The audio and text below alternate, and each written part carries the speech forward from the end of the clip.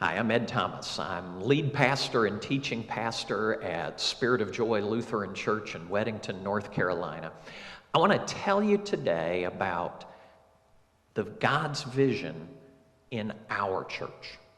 Now, I encourage you to look at other videos because God has a vision for the church. It's from the end of Acts chapter 2. But I want to tell you how we play that out within our congregation. So, God's vision for our church, we have three pairs of words. The first one is deeper faith. The second is joyful community. The third is reaching more. Those are the pillars upon which essentially I base everything that I do. First one is deeper faith. Now, what I like about that term is that deeper faith means wherever you're starting from, let's go on a journey deeper. It doesn't mean that anybody has arrived already. It doesn't mean that you can't come in and ask questions. It means wherever you're at, let's go on a journey together. Let's grow deeper. God is light, and in him there is no darkness at all. We want to learn to see that light. The word that God used in creation for who Jesus is was the Word. We want to know not just his word, which is Scripture, but we want to know the Word, which is Jesus. We want to grow deeper and deeper. We want to fall in love more. It's not about head knowledge, although head knowledge is important. I've heard people say before that the longest distance in the whole world is the 12 inches between the head and the heart. And we want to sometimes start with the head and move into the heart.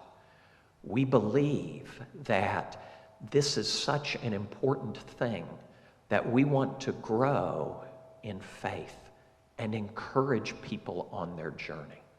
So deeper and deeper and deeper and deeper faith. That is our goal as a church. Second thing is joyful community. Our name is Spirit of Joy. And probably in another of these videos someday, I'm going to talk about that sense of joy. What is joy? Where does it come from? But I want to just simply say joy is different than happiness. Happiness is circumstantial. It's like the new car smell on your brand new car. It eventually wears off. Joy is transcendent. It lasts. It upholds us even when things are hard. As a pastor, I have seen joy at funerals, which is kind of a crazy thing to say, isn't it? Joy at funerals. And there's the sense of when a person has lived a good life. And it's not the goodness that saves us, but they've lived a life that's honored God, and everyone is thankful for that life. And two, they've lived a good life, the God-honoring life, and we have the confidence of where they are now. There is joy that transcends the circumstance. There is hope. There is light.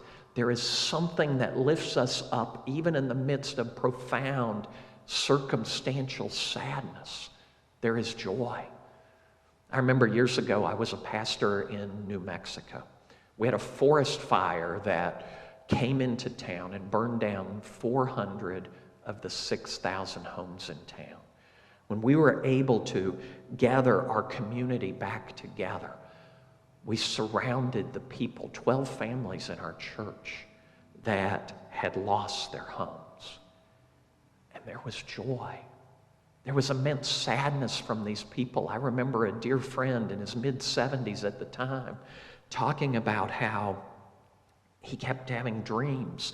Everything that he'd built over his lifetime, 50 years in the same house, it burned down. And in his dreams, someone kept coming to him and saying he was worthless. And in earthly terms, he'd lost everything. And yet there was joy as the people of God surrounded him. And so as a community, we're playful. We love celebrating. But even deeper than that, that community is family. And so in that family, we discover joy through the good and the bad. We support each other. We encourage each other. Joyful community. So here we are, deeper faith, joyful community, and the final one is reaching more. We are called as people to reach more in two ways. The first way is through just caring for people in their times of needs. We reach out to them. We support them. We go into the communities. One of my favorite things as a church that we get to do, and we do this basically every year, is we keep going back to the same community in West Virginia. McDowell County, West Virginia was like in the 1930s, was the third richest county in America. Coal was king. And then all the coal mines pulled out. And now it's like the third poorest county in America. And life is hard. And we go back and year after year and we support them. We support one another in our congregation in times of need. We believe in reaching out to others. That's one way that we reach more. The second way is through evangelism. And we are called to proclaim the good news through word, through deed, with our love. One of my favorite members, and basically a little old lady in the church. She'll go into a store and can't reach things, and someone will help her. And she'll say, "You have been a blessing to me. How can I pray a blessing over you?"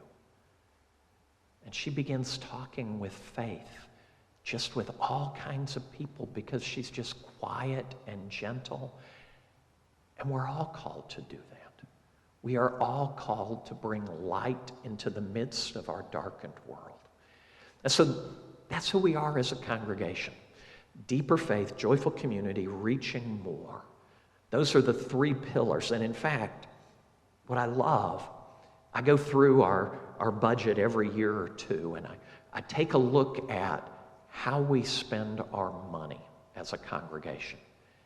And did you know that we spend almost exactly a quarter of our budget on 4 different things? On the 3 pillars, and then on the most important thing in the world, which is worship. And by the way, this church loves to worship. This church loves to sing. We gather to break the bread. We love to worship. We spend a quarter on worship. We spend a quarter on deeper faith, working with kids, working with families to deepen faith within themselves and within their children. We spend a quarter on taking care joyfully of the members of our own congregation. And we spend a quarter on reaching out to the world. We have someone affiliated with the congregation that helps us out in a variety of little ways. They're not a member, but they say, "What I love about this church is you take care of each other. Nobody goes, nobody visits anymore, but you do."